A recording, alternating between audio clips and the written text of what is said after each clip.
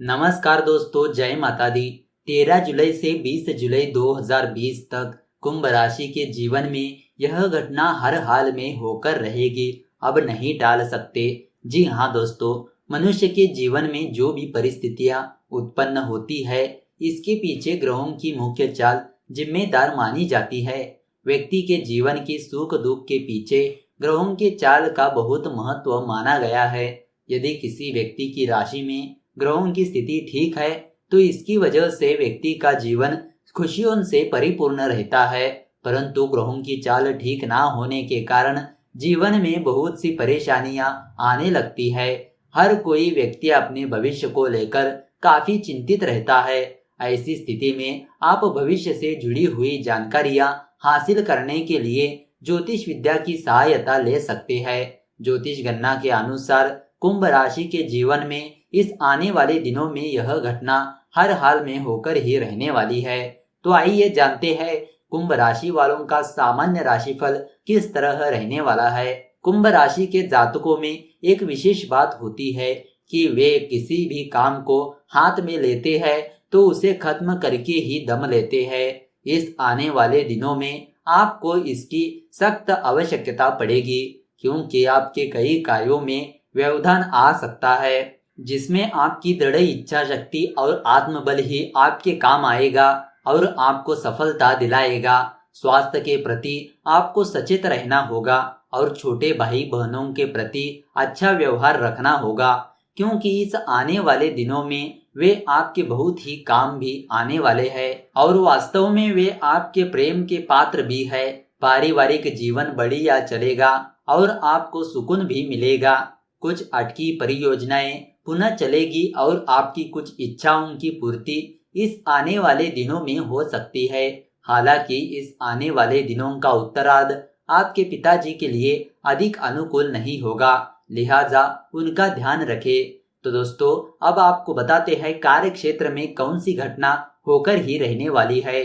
यदि आपके करियर की बात की जाए तो इसमें आपको अधिक चिंतित होने की आवश्यकता नहीं है। बस आपको एक बात का ध्यान रखना होगा कि आपका कोई बॉस या वरिष्ठ अधिकारी आपके विरुद्ध कोई गलतफहमी अथवा दुर्भावना का शिकार हो सकता है और उसका असर आपके काम पर पड़ सकता है, क्योंकि उससे आपके संबंध बिगड़ सकते हैं। ऐसे में आपको उसके द्वारा किए गए किसी भी कार्य के प्रति सजग रहना होगा, अन्यथा आपके काम में दिक्कतें आ सकती है। वही दूसरी और महिला सहकर्मियों की सहायता से आप अपने काम को बेहतर अंजाम दे पाएंगे तथा उनसे अच्छा व्यवहार करना आपके काम को प्रशंसा दिलवाएगा, क्योंकि शुक्र की कृपा इसी प्रकार मिलती रहेगी। इसके अतिरिक्त शनिदेव नौकरी में स्थायित्व देंगे और आपकी नौकरी टिकने लगेगी। इससे आपका भी कंपनी पर भरोसा बनेगा और मैनेजमेंट का आप पर, जिससे कि आपकी नौकरी के लिए समय काफी अनुकूल हो जाएगा। यदि व्यापार की बात की जाए तो इस दौरान मिले जुले परिणाम मिल सकते हैं। अधिक बड़े काम की उम्मीद इस दौरान आपको नहीं करनी चाहिए और जैसे चल रहा है उसको वैसे ही चलते देना चाहिए। तो दोस्तों, अब आपको बताते हैं प्रेम व वैवाहिक जीवन में कौन सी घटना होकर ही रहने वाली है।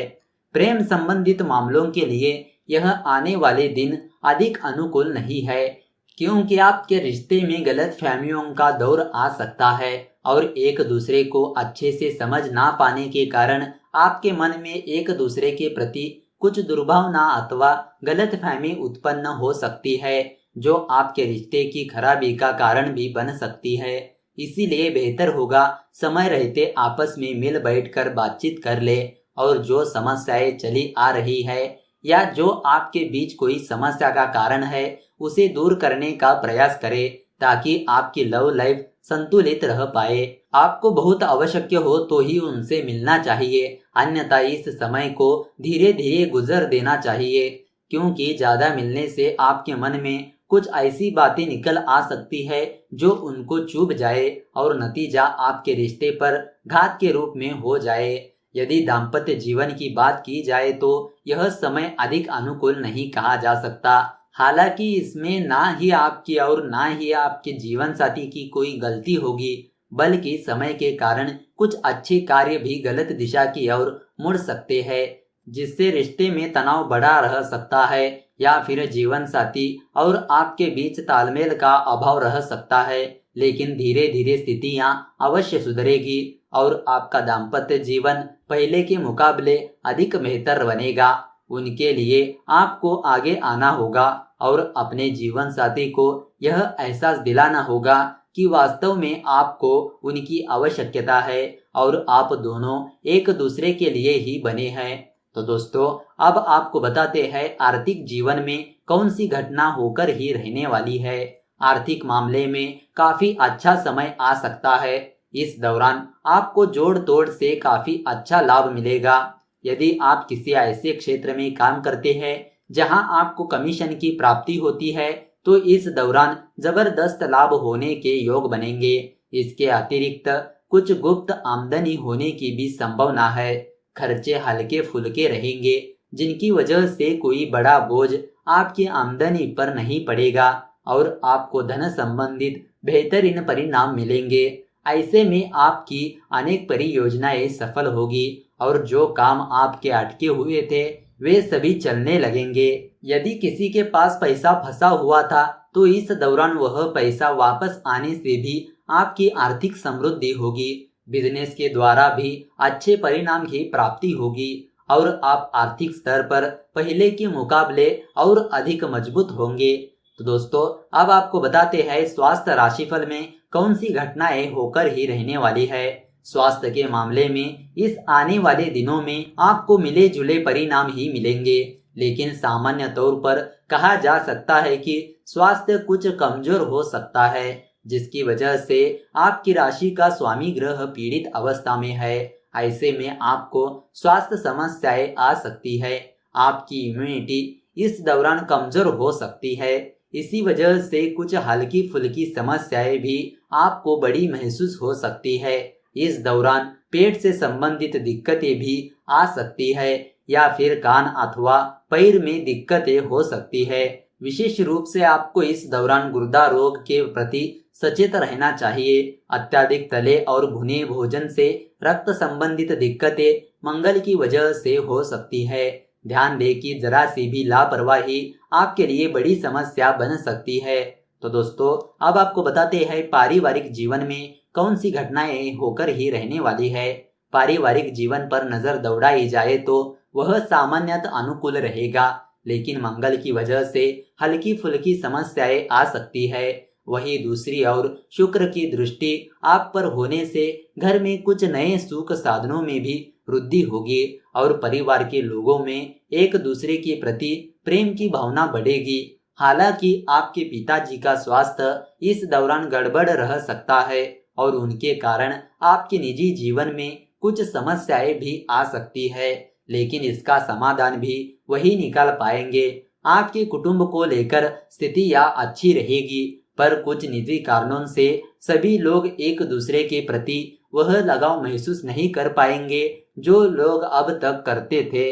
ऐसे में थोड़ा धैर्य का परिचय देना काफी बेहतर रहेगा, क्योंकि अभी इस स्थिति को कुछ समय लग सकता है। बड़े भाई बहनों से कुछ दिक्कतें भी आ सकती है, लेकिन छोटे भाई बहन पूरी तरह से आपके साथ रहेंगे और आपके हर काम में आपकी मदद भी करेंगे।